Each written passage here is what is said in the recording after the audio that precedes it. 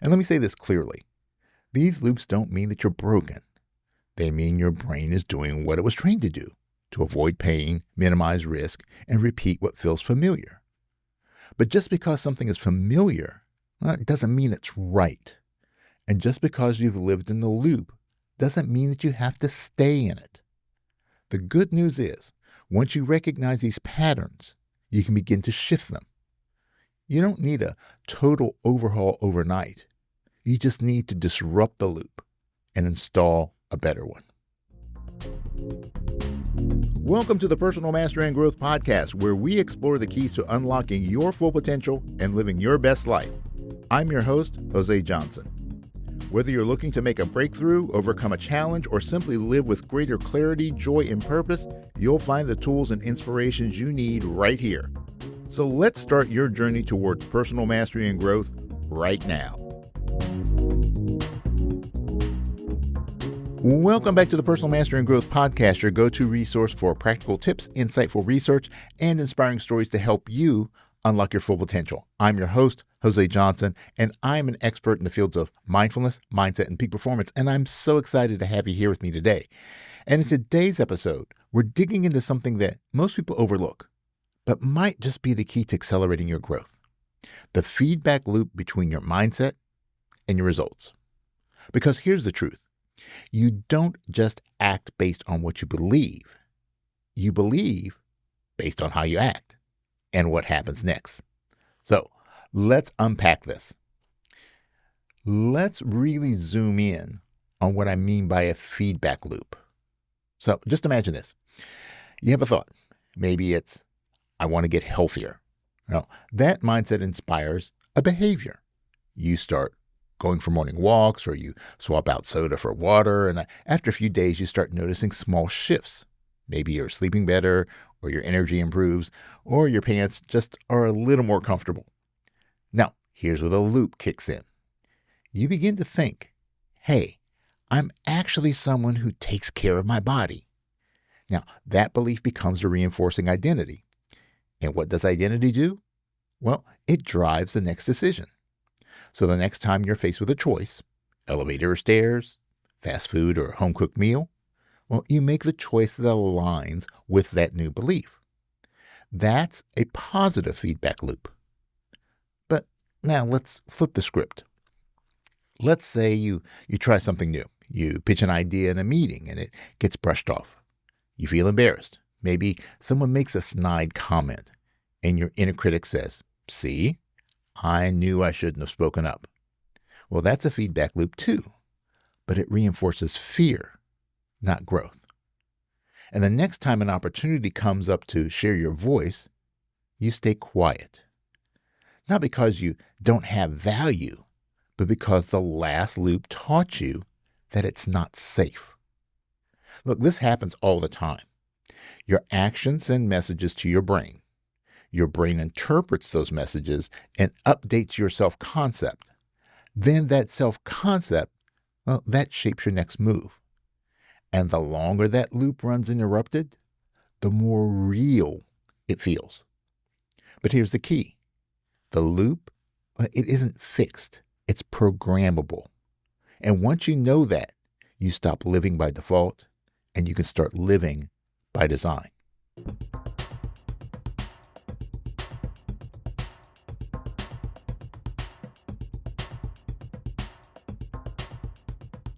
Let's go a little bit deeper into what's actually happening in your brain during this loop.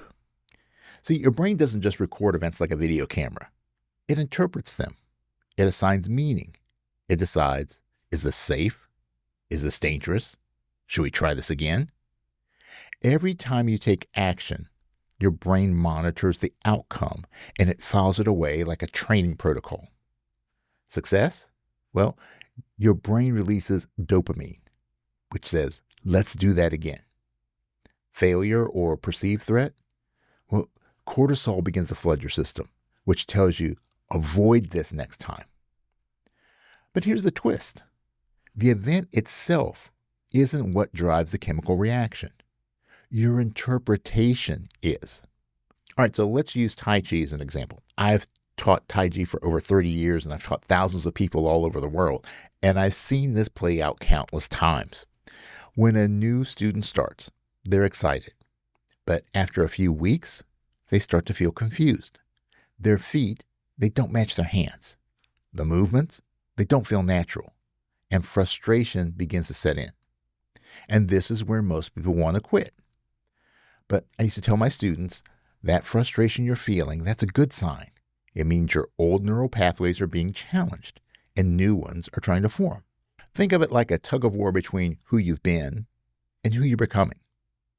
And when the frustration peaks, you're probably on the edge of a breakthrough.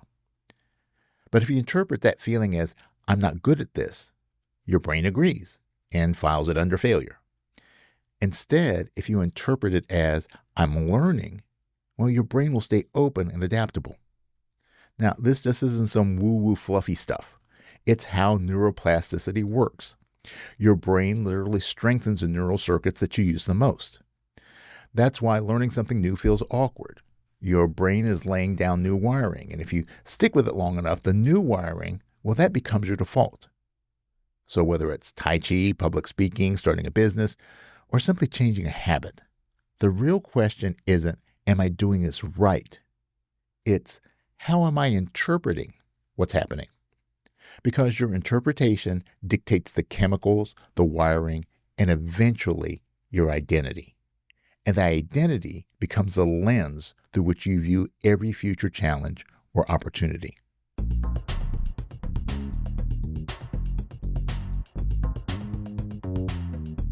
All right, let's check in with some signs that you might be caught in a feedback loop that's no longer serving your growth. Look, we all fall into these traps from time to time. What matters is whether we stay stuck or step out. So here are 4 red flags to watch for. Number 1, you overgeneralize failures. One setback becomes a sweeping identity statement. You flub a presentation and suddenly you're telling yourself, I'm terrible at public speaking. But that's not the truth. It's a loop. And if it goes unchecked, it becomes self-fulfilling. Number 2, you avoid risk, even when it aligns with your goals. Well, maybe you want to launch a project, start a conversation, or change careers. But your brain flashes back to an old mistake and says, let's not go through that again. You call it caution, but often it's just fear wearing a disguise. Number 3, you downplay your wins. Now look, here's a big one. Something goes right, and instead of owning it, you say, well, it was just luck, or anyone could have done that. That's a loop that actually rejects positive reinforcement. And if your brain isn't allowed to register success, how will it know what's working? And number 4, you seek constant validation. When your internal feedback loop is unreliable or overly critical, you start outsourcing your self-worth. You need likes, compliments, or approval just to feel okay. And when they don't come, your confidence craters. That's a sign that your internal loop needs some serious recalibration. And let me say this clearly. These loops don't mean that you're broken. They mean your brain is doing what it was trained to do, to avoid pain, minimize risk, and repeat what feels familiar. But just because something is familiar, it doesn't mean it's right. And just because you've lived in the loop doesn't mean that you have to stay in it. The good news is, once you recognize these patterns, you can begin to shift them. You don't need a total overhaul overnight. You just need to disrupt the loop and install a better one. Hey, if you're enjoying this episode and you're ready to take your growth to the next level, check out my online course, The Mindset Makeover. It's a step-by-step system to help you identify the beliefs that are holding you back and replace them with the mindsets that you need to thrive. You'll get tools, guided exercises, and a clear path forward, whether you're stuck, starting over, or just ready to level up. Learn more and enroll now at josejohnson.com/mindset, because real change starts from the inside out.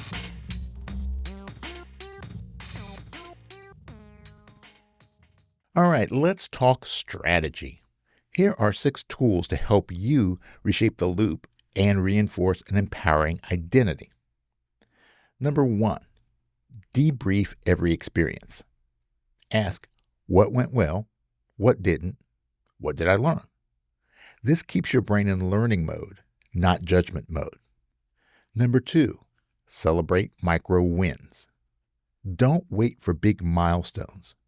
Reinforce effort, not just outcomes. Dopamine loves progress. Number 3, create evidence logs. Keep a running list of moments where you've showed up strong, resilient, or brave. The brain forgets victories unless you remind it. Number 4, reframe failure in real time. When something doesn't go as planned, say, this is data, not a definition. That one sentence can change your entire trajectory. Number 5, use identity anchoring. Instead of saying, I'm trying to be more confident, say, I'm the kind of person who speaks with clarity, even when it's tough. Anchor your feedback to who you want to become. Number 6, practice future state visualization. Imagine your future self receiving positive feedback, handling it with humility, using it to grow. Your brain begins to associate outcomes with capability and not with fear.